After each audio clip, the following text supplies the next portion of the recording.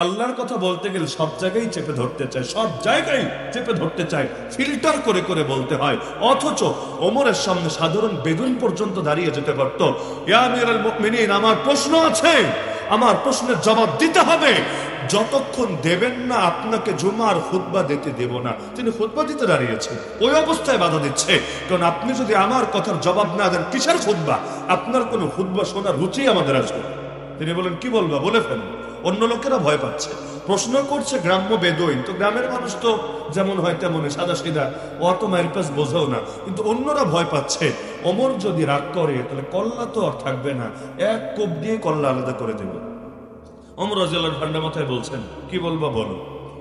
সে বলছে, আমার প্রশ্ন হলো, প্রশ্ন কি আজীব প্রশ্ন, আমার প্রশ্ন হলো আমাদের সবাইকে বাইতুল মাল থেকে অর্থাৎ রাষ্ট্রীয় কোষাগার থেকে মাত্র একটা করে চাদর দিয়েছেন, আপনার গায়ে দুইটা চাদর দেখা যাচ্ছে। ওই যুগে তো এরকম সেলাইওয়ালা কাপড় কমে ছিল। ওই হাজিরা যেমন কাপড় পরে দেখেন না, সেলাই ছাড়া একটা উপরে পেঁচায় না, একটা নিচে পেঁচায় না কাপড়। তো ওই সময় দেখা যেত ওই বাদশাও অনেক সময় এই টাইপের কাপড় পরতো। কাপড়ের কি পরিমাণ ক্রাইসিস ছিল চিন্তা করেন আপনি। ওই মক্কার কুরেশরা যখন হজ করতো, আল্লাহর ঘর তওয়াফ করতো, তো খুব অল্প লোকেরই এমন সামর্থ্য হতো যারা নতুন কাপড় কিনে নতুন কাপড় পরে তারপর তওয়াফ করতো, আর বাকিরা কি করতো? ল্যাংড়া হয়ে তওয়াফ করতো। চিন্তা করতে, এই কাপড় পরে, স্বাভাবিক কাপড় পরে কত পাপ করেছি, এখন এটা পরে যদি আল্লাহর ঘর তওয়াফ করি কেমন কেমন হয়ে যায় না? কারণ গুনাহের ময়লা লেগে আছে, চামড়ায় যে ময়লা লেগে আছে, শরীরে যে লেগে আছে, দিলে লেগে আছে, এটা নিয়ে সমস্যা না। সমস্যা হলে কাপড়ে যেহেতু লেগে আছে, সুতরাং আল্লাহরে আর এই কাপড় দেখাবো না, ভিতরেরটা দেখায় দেবো, ব্যাস। এখন একেবারে ল্যাংটা হয়ে, তাও আবার এতটুকু রুচি ছিল অবশ্য, এই জাতির চাইতে এতটুকু ভদ্র ছিল। পুরুষরা করতো দিনের বেলায়, মহিলারা করতো রাতের অন্ধকারে। আর ওই যুগের আত্মানি তো কঠিন অন্ধকার, এই লাইট টাইট কোনো ব্যবস্থা নেই, ফুল অন্ধকার। কেন? কারণ নারীরাও, তারা কবিতাও পাওয়া যায় সে জাহিলি যুগের কবিতার ভেতরে, যে আমরা জামা খুলেছি আল্লাহকে খুশি করার জন্য, কোনো পরপুরুষকে দেখানোর জন্য না। এই কারণে এতটুকু স্বাধীনতা ছিল যে কাপড় খুলছে কিন্তু কোনো পরপুরুষ যাতে দেখতে না পারে, এজন্য নারীরা আলাদা টাইমে, পুরুষরা আলাদা টাইমে। তাহলে এই ঘটনা থেকে কি এটা বোঝা যায় না যে ওই জামানায় পোশাকের বেশ সংকট ছিল? আর স্বাভাবিক, এত মিল ফ্যাক্টরি কি ছিল নাকি? এই সুইসুতা, দর্জি, এত কিছু, এত ব্যাপকতা এগুলো ছিল না, কাপড়ের সংকট। তো প্রশ্ন করলো, সবাইকে একটা করে কাপড় দিলেন, আপনার গায়ে দুইটা চাদর দেখতে পাচ্ছি, অতিরিক্ত একটা চাদর নেওয়ার অধিকার আপনাকে কে দিয়েছে? এই প্রশ্ন বাংলাদেশে তোলেন। আমাদের জীবন মান আর আপনাদের জীবন মান, আপনারা নাকি আমাদের সেবক, আমাদের প্রতিনিধি। আপনাদের হাতের ঘড়ি, আপনাদের শাড়ি, আপনাদের জামা, এগুলোর দাম আর আমাদের দাম। আমরা রাস্তায় যানজটে পড়ে থাকবো, আমাদের অসুস্থ রোগীর অ্যাম্বুলেন্সে কাতরাতে কাতরাতে মরবে, আর আপনারা ভিআইপি ভাবে যাওয়ার আগে আধা ঘন্টা রাস্তা বন্ধ, যাওয়ার পরে 10 মিনিট রাস্তা বন্ধ, আপনারা চলে যাবেন। এই সাধারণ দেশে এমনি রোডঘাট নাই, যা আছে তাও ভাঙ্গা। আমাদের ঢাকা থেকে সিলেট রোডে আসলে তো মাশাআল্লাহ, একেবারে বাংলাদেশে আসলে সিঙ্গাপুর হয়েছে, এর জলজন্ত প্রমাণ হলো আমাদের ঢাকা সিলেটের রোড। আর যদি গোয়েন্দাঘাট আসে, মাশাআল্লাহ, একদম কলিতে জোরে আসবে, একদম দিল থেকে দোয়া বের হবে। বিশ্বাস করেন, একবার খালি আসেন না, আমার বাড়ির পাশেই তো গোয়েন্দাঘাট, আমি বছরে একবারের বেশি সাধারণত মাহফিলে যাই না। কেন? আমারই ভয় লাগে ওই রাস্তায় গেলে, তাও নিজের গাড়ি নেই না। গাড়ির প্রতি এতটুকু মহব্বত আছে না, আমি নিজের গাড়ি নেব না, এতে যেমনে যাওয়া যায় সামনে যাবো, কিন্তু নিজের গাড়ি নেওয়া যাবে না। তাহলে ওই যারা এই রাস্তাগুলো দেখলে আসলেই মনে হয় আসলেই বাংলাদেশ সিঙ্গাপুর হয়েছে, না হলে এই আধুনিক যুগেও এইরকম রোড থাকে কিভাবে? তো এখন এই যে বৈষম্যগুলো, এমন কি আমার তো ওই দৃশ্য এখনো মনে পড়ে। পদ্মা সেতু উদ্বোধন হলো, রাষ্ট্রপতি সাহেব, নতুন রাষ্ট্রপতি হলেন, এখনো যিনি আছেন চুপ্পু সাহেব, নতুন রাষ্ট্রপতি হলেন। তো রাষ্ট্রপতি হোক আর যাই হোক, বাংলাদেশে অঘোষিত তো একটা নীতি ছিল,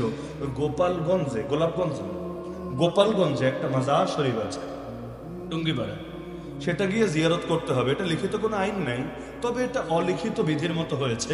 শাহজালালে আসলে আসুক, না আসলে না আসুক, বাইতুল মুকাররমে নামাজ পড়তে গেলে যাক, না গেলে না যাক, এগুলো সমস্যা না।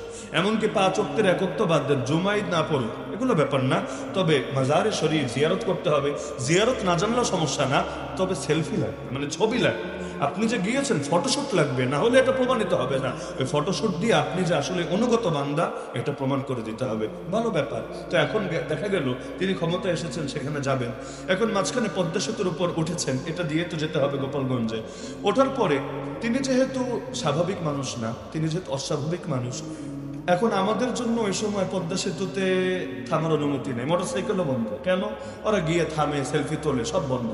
পদ্মা সেতুতে দাঁড়ানোই যাবে না, গেলে মামলা তো খাবেনি, পুলিশ তো জরিমানা করবেই, আবার সাংবাদিকরা উৎপাইতে থাকে, আপনার ছবি মোবারক ভাইরাল করে দিবে যে এই পাপিটা পদ্মা সেতুতে দাঁড়িয়েছে। দাঁড়ানো যাবে না, একদম আপনার স্বাভাবিক সাইড গতি দেওয়া আছে, গতিতে আপনার এখান থেকে চলে যেতে হবে। রানিংয়ে যতটুকু দেখতে পারেন ব্যাস এইটাই। কিন্তু তিনি তো আর, আইন তো আমাদের জন্য, গরিব মানুষের জন্য। বড় লোকদের আবার আইন আছে, আর রাষ্ট্রপতি তাদেরকে আবার আইনের এত ব্যাপার স্যাপার আছে। তিনি গেলেন, থামলেন, নামলেন, সবাইকে নিয়ে ছবি টবি তুলছেন। এদিকেও বিশাল জ্যাম, ওদিকেও বিশাল জ্যাম। একটা অ্যাম্বুলেন্স আটকা ছিল জ্যামের ভেতরে। অ্যাম্বুলেন্সে যে বাচ্চাটা সেখানে ছিল, ওদিক থেকে ডাক্তার বলেছে দ্রুত এনে থেকে লাইফ সাপোর্টে ঢুকাতে হবে, বাচ্চার প্রাণ হুমকির মুখে। এদিকে ফ্যামিলি কাকে বলবে, কাকে রিকোয়েস্ট করবে? একবার পুলিশকে বলে, একবার অন্যদেরকে বলে, কারো মন গলে না, কারণ তাদের হাত পা বাঁধা, চাইলেই তারা ছাড়তে পারবে না। এখানে বহু ঝামেলা আছে, আর একটা ছাড়লে সামনেও গাড়ি, পেছনেও গাড়ি, বহু রকম ঝামেলা আছে। অবশেষে তারা বারবার বলেও কোনোভাবে কোনো কুল কিনারা করতে পারলো না। বিকল্প কোনো হেলিকপ্টারও তো আর গরিব মানুষের জন্য আসবে না, আসার কথাও না। অবশেষে সেই বাচ্চাটা কাতরাতে কাতরাতে সেই অ্যাম্বুলেন্সের ভেতরে শেষ নিঃশ্বাস ত্যাগ করে। আজও পর্যন্ত এটার জন্য কেউ সরি বলেছে বলে আমার জানা নাই। আজও পর্যন্ত এটার জন্য যাকে নিয়ে এই কাহিনী, তিনি অন্তত ফ্যামিলিকে সান্ত্বনা হিসাবে কিছু আর্থিক সাহায্য দিয়েছেন, যদিও জানের বিনিময় হয় না, গোটা দুনিয়া দিয়ে দিলে হবে না, কিন্তু তারপর অন্তত নিজের কোতাহিতারে ক্ষমা করানোর জন্য, তাদের সামনে নিজের মুখটা দেখানোর জন্য কিছু করেছেন বলে আমার জানা নাই। তাহলে কিসের সাম্য আর বৈষম্য? কিন্তু ওই সময় ওমরের মতো রাগী মানুষ, ওমর যে রাগী সবাই জানে, নবীর কল্লা কাটতে বের হয়েছে, কি পরিমাণ রাগ ছিল তার ওই সময়ও। কিন্তু ওমরের মতো রাগী মানুষের সামনেও দাঁড়িয়ে বলছে আমার প্রশ্নের জবাব দিতে হবে, কেন অতিরিক্ত একটা চাদর দেখতে পাচ্ছে আপনার গায়ে? সুবহানাল্লাহ। ওমর তো রাগ করলেনই না, উল্টো জবাব নিজে যদি দেন, এটা খুব একটা বিশ্বাসযোগ্য হবে না। লোকে বলবে নিজের সাফাই তো নিজে গায়ে, নিজের দালাল নিজে তো করেই। তিনি ইশারা দিলেন তার ছেলে আব্দুল্লাহর দিকে, আব্দুল্লাহ তুমি দাঁড়াও, তুমি বলে দাও।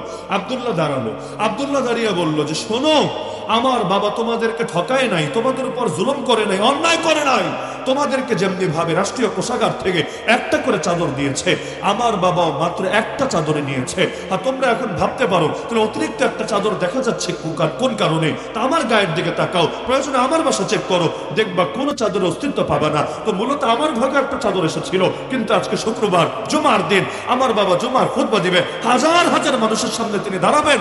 আমি দেখলাম আমার বাবার ওই একটা চাদর ছাড়া আর ভালো কোনো কাপড় নাই, সব ছিঁড়ে গেছে। অথচ আল্লাহ আমাকে 2-4টা কাপড় দিয়েছে, আমার যা আছে চলবে।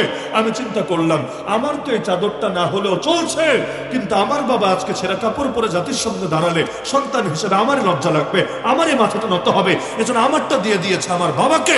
এজন্য তোমরা দেখতে পাচ্ছ আমার বাবার গায়ে 2টা চাদর শোভা পাচ্ছে। বাক স্বাধীনতা কাকে বলে শিখুক যাতে এখান থেকে। কিসের বাক স্বাধীনতার কথা তারা বলে? কথা বলতে দেরি ফেসবুকের এক কমেন্টের জন্য 7 বছর জেল কাটালাম, খালি এক কমেন্টের জন্য। কোন দেশের আলেম মারা গেলে ইন্না লিল্লাহি ওয়া ইন্না ইলাইহি রাজিউন বললে দল থেকে লাথি মেরে বের করে যায়। কি আজীব এক তামাশা! এরা আবার বাক স্বাধীনতার গল্প শোনাতে আসে। বাক স্বাধীনতা মানে যে যত ইচ্ছা নবীরা গালি দিবে, এটা সমস্যা। ওদের বাক স্বাধীনতার সঙ্গে ওদের কথার স্বাধীনতা, পোশাকের স্বাধীনতা, সব জায়গায় ফাইজলামি চলে। পোশাকের স্বাধীনতার নামে নারী যত পোশাক খুলুক, এতে কোনো আপত্তি নাই। একদম যদি অর্ধ উলঙ্গ হয়ে চলে তো আপত্তি নাই, কিন্তু নারী হিজাব পরে, নেকাব পরে প্রতিষ্ঠানে ঢুকতে পারবে না, ঢোকার অনুমতি নেই। এমনকি একজন বিয়ে করবে, বিয়ে করেছে এক হাফেজা কোরআনকে, পর্দানশীল নারীকে। কেন পর্দানশীল নারীরা বিয়ে করলো? তার বউরা কেন দেখতে পেল না গোটা জাতি? এজন্য ওপারে বৈশা বৈশা ওই বেড়ি, নাম বলার দরকার নাই, ওই উনি না, ক্ষমতাসীন না, আরেকজন যার বিরুদ্ধে আন্দোলন করে আপনারা ভাগিয়েছেন। যাই হোক, তো এখন এবারে আন্দোলন না, সে প্রিন্সিপাল রহমতুল্লাহ আলী জামানার আন্দোলন। তো দেখা গেল ওইখানে বসে সে চুলকাচ্ছে, কিরে ও বোরকাওয়ালা মহিলারা বিয়ে করলো কোন দুঃখে? তেলে বোঝা গেল ও ধর্মান্ধ, ওর বউ ধর্মান্ধ। সুতরাং ওরা যেহেতু আন্দোলন নেতৃত্ব দিয়েছে, তার মানে বাংলাদেশ মৌলবাদী রাষ্ট্র হয়ে গেছে, জঙ্গিবাদী রাষ্ট্র হয়ে গেছে। তাহলে নারীর পোশাক খুললে তোমার মজা লাগে, এটা পোশাকের স্বাধীনতা মনে হয়। আর বোরকা পরলে, হিজাব পরলে তখন আর স্বাধীনতা মনে হয় না, তখন তোমার চুলকায়। আসলে তোমরা নারী জাতিরও বন্ধু না, তোমরা হলো ইবলিসের চামচা ছাড়া কিছু না।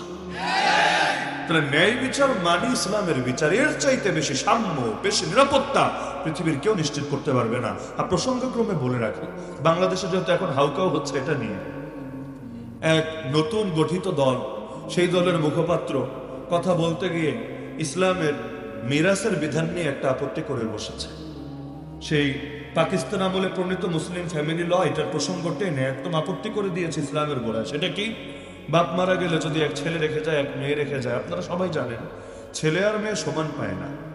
ছেলে পাবে 2/3, মেয়ে পাবে 1/3, মানে 3 ভাগ কইরা 2 ভাগ দিবেন ছেলেরে, 1 ভাগ দিবেন মেয়েরে। তো এখন এটা নিয়ে তার চরম আপত্তি। আপত্তিটা কেন? যে বাংলাদেশে যত বৈষম্যের বিরুদ্ধে আন্দোলন হয়েছে, এই বৈষম্য দূর করতে হবে। নাউজুবিল্লাহ, বৈষম্য দূর করতে হবে, মানে আল্লাহর আইন পাল্টায় দিয়া নতুন করে নারী বান্ধব আইন বানাতে হবে। অথচ একটু কমন সেন্স থাকলে বুঝে আসতো, কমন সেন্স থাকলে বুঝে আসতো। একদম ধার্মিক লোক হওয়া লাগবে না। যে হিসাব যখন করতে হয় তখন শুধু আয় দেখে হিসাব করলে হয় না, আয় প্লাস ব্যয় উভয়টাকে সামনে রেখে হিসাব টানতে হয়। শুধু আয় দিয়ে হিসাব হয় না। আরে দুইটা লোকরে আমি যদি সমান আয়ের ব্যবস্থা করে দেই, তবুও হতে পারে তাদের উপর ইনসাফ হবে না। কেন?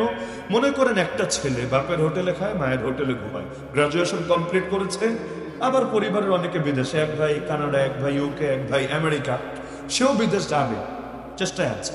এখন বেকার থাকলে তো একটা লজ্জা, এটা একটা সামাজিকভাবে একটা লজ্জার বিষয়। যদিও বাংলাদেশে 40 লাখের বেশি শিক্ষিত গ্রাজুয়েশন কমপ্লিট করা ছেলে মেয়ে এখনো বেকার হিসাবে আছে। তো এখন সে চিন্তা করলো আপাতত বিদেশ যাওয়ার আগে কোনো এক প্রতিষ্ঠানে ঢুকি, কোথাও জব করবো। সে এক জায়গায় ঢুকলো, তারা ধরেন 5,000 টাকা দেওয়া হলো মাসিক বেতন। যদিও 5,000 টাকা কিছু না, কিন্তু ওর জন্য এটা ফাউল। কোনো ডেইলি 5,000-এর উপরে ওর পকেট খরচই আছে, ও আরো প্রতিষ্ঠানকে দিতে পারবো, ওর এই টাকারও দরকার নেই। এটা জাস্ট একটা পরিচয় লাগে, সেই হিসাবে চাকরিতে এসেছে। আর আরেকজন, তার বাসায় বেশি না, মাত্র 10টা বা 12টা বাচ্চা আছে। আবার চিন্তায় পড়বেন, আল্লাহ এত বাচ্চা কেমনে থাকে? এগুলো আপনারা চিন্তা করেন না, মুরব্বীদেরকে জিজ্ঞাসা করলেই বলবে যে চাচা কয়জন? বলবে আলহামদুলিল্লাহ আল্লাহর মাল 12 জন, আল্লাহর মাল 14 জন, আল্লাহর মাল 10 জন। এভাবে বলে না, আমার ভালো লাগে, আমার গর্ব আছে। কেন গর্ব আছে? এ কারণে যে কিয়ামতের দিন নবীজি কিন্তু গর্ব করবেন উম্মত বেশি হলে, করবেন। এমনকি মেরাজের হাদিসে আছে, আমার রাসূল যখন যাওয়ার সময় মুসা নবীর সাথে সাক্ষাৎ করে এরপর উপরে গেলেন, মুসা নবী কাঁদছিলেন। তাকে প্রশ্ন করা হলো, মা আবকা, আপনি কাঁদেন কেন? কোন জিনিস আপনাকে কাঁদালো? নবী মুসা বলেন, আমার একটু কষ্ট লাগছে, দুঃখ লাগছে, ঈর্ষা হচ্ছে। যে কি নিয়ে? এই দেখো, এই যুবকটা আমার কত পরে আসলো দুনিয়াতে, কিন্তু কিয়ামতের দিন তার উম্মত আমার উম্মতের চেয়ে অনেক বেশি, অনেক বেশি হবে। তা আমার উম্মত কম, তার উম্মত বেশি। আখিরাতের সফরে সে তো আগায় গেল, এজন্য আমার দুঃখ হচ্ছে। কারণ ইবাদতের লাইনে, দ্বীনের খেদমতের লাইনে তাদের প্রতিযোগিতা হতো। ফাস্তাবিকুল খায়রাত, আল্লাহ আদেশ করেছেন তোমরা উত্তম কাজে পরস্পর প্রতিযোগিতা করো। তিনি বলেন এজন্য কষ্ট লাগছে, এজন্য আমার রাসূল আদেশ করেছেন তাযাওয়াজুল ওয়াদুদাল ওয়ালুদ ফাইন্নী মুকাসিরুম বিকুমুল উমাম। বিয়ে করলো এমন নারীকে বিয়ে করবা যে অধিক বাচ্চা জন্ম দিতে পারে এবং স্বামীকে অধিক ভালোবাসে। কেন?